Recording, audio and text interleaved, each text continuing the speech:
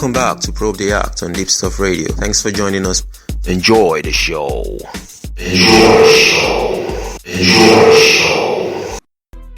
Welcome back to Probe the Act on Deepstuff Radio with Emmy Hikins and a lovely bass player and a songwriter all the way, and a musician all the way from New York, and is of the band American Mafia, Freddie.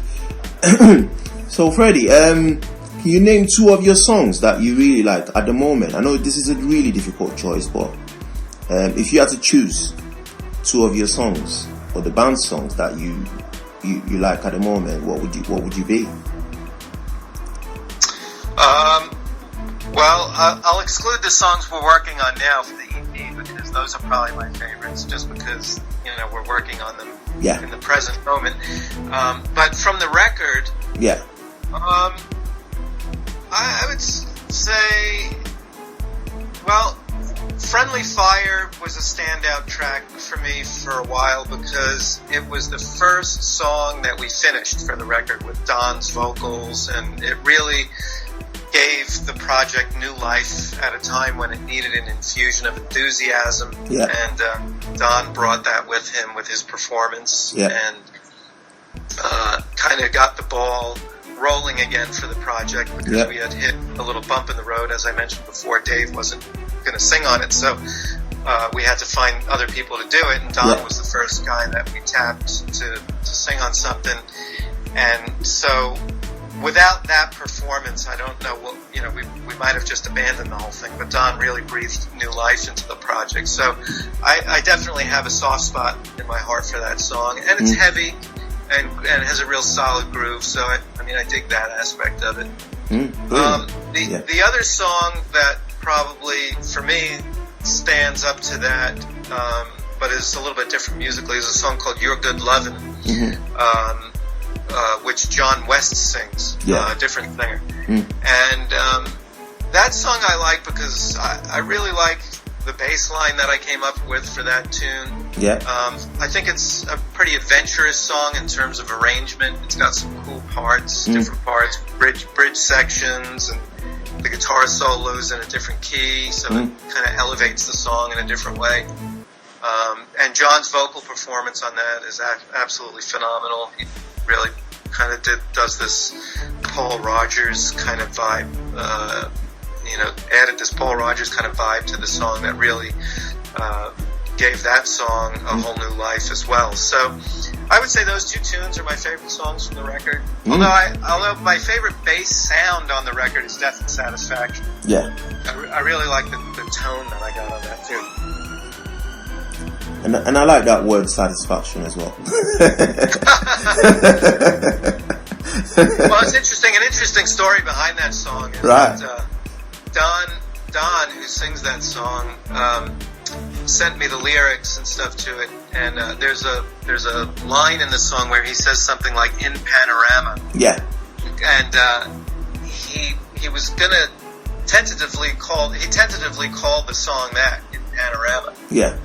And but when I heard the song, I said, no, I said the song has to be called "Death and Satisfaction." That's the hook, And he said, I thought of that too, but I was a little hesitant because it was kind of this heavy concept with death in the title and stuff. And I said, I don't care. It's kind of a cool play on words, death and satisfaction. Who thinks to put those two things together? So, we opted to go with that as opposed to Panorama, which I think was the right choice. Wow, that's brave.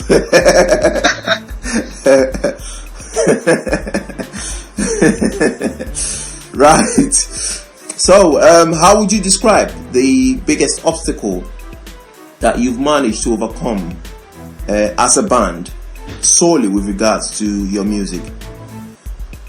Well, I just think getting the record out, in a time when nobody's really buying records anymore. The fact that we, were able to, first of all, overcome the lead singer leaving, and then decided to forge ahead and, complete the record with different singers was the first major obstacle. And then, finding a label, Grooveyard came into the project and supported it at a time when we really needed another infusion of enthusiasm and support, and we couldn't have done it without them. So that was, another major hurdle to overcome. Yeah. And, just the fact of putting out a record on an indie label, an indie band without, much, in the way of resources. Yeah. We've been slowly eking out, and carving out a niche for ourselves. Yeah.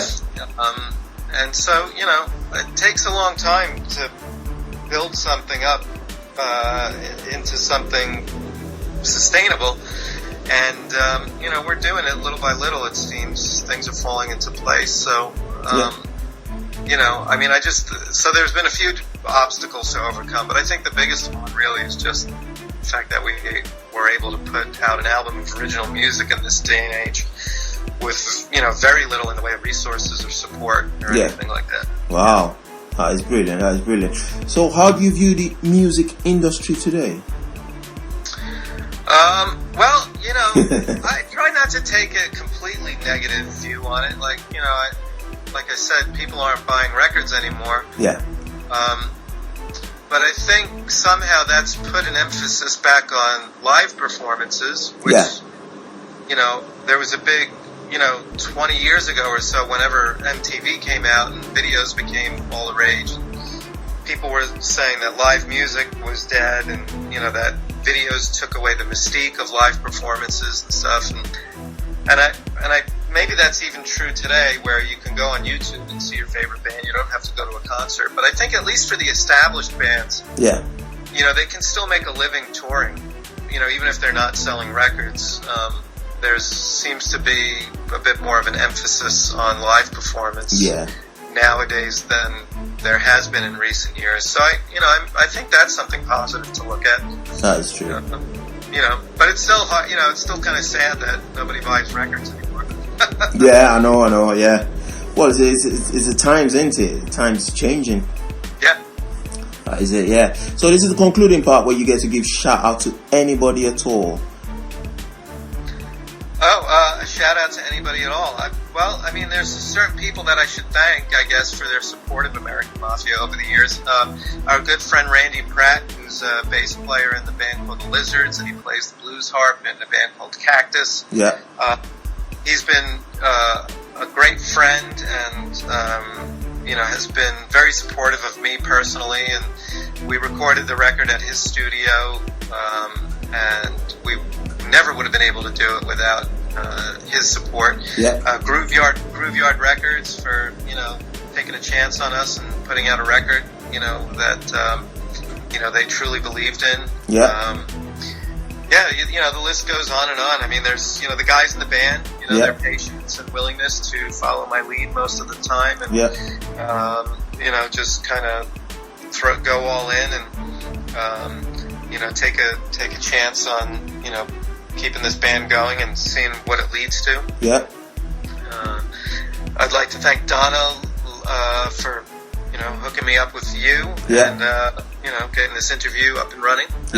She's been a big help in terms of promotion for us. We wouldn't be doing any of these radio shows without her help, so I'm really grateful that she got in touch with us and was willing to work with us. It's been a big help. Wow, that's great.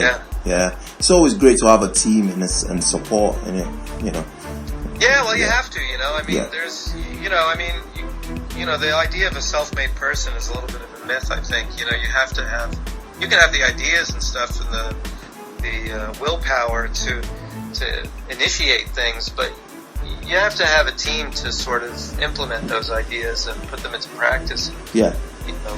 Get them and make them come to life. So we have a pretty solid team right now. I think that good things lie ahead. Yeah, brilliant.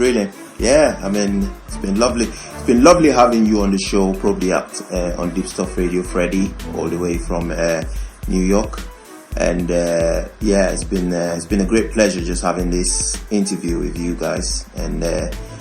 And you should really keep us in touch with any new projects, and we'll be. Yeah, absolutely, I will do. And thank you for having us on the show. Yeah, we're quite happy to support you. It's support from people like you that enable us to do what we do. So. Brilliant. We're quite happy at Deepstuff Radio to do that. So I've been Emmy Hikins, and you've been listening to Probe the Act on Deepstuff Radio. Have a lovely week now.